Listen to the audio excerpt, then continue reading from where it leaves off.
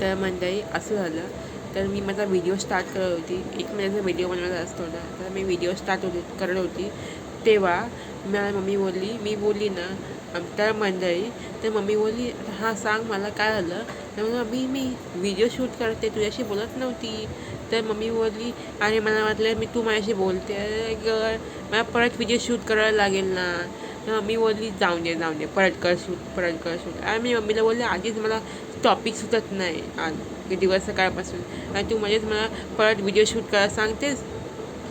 आता काय करणार तू. असं केलं मी. नंतर मम्मीला बोलली की जाऊन दे, मी करते परत शूट. आणि मी परत नंतर व्हिडिओ शूट केला, आणि तो व्हिडिओ 1 मिनिटाचा झाला. आणि तर मी असा विचार केला की कधी कधी स्टोरी नसते तर काय, स्टोरी नंतर परत घरून येते. असं तसं सुदर्शन सर असे बोलतात, स्टोरी आपल्या लाईफमधून निघूनच येते. तशी आज माझी लाईफमधून स्टोरी निघूनच आली.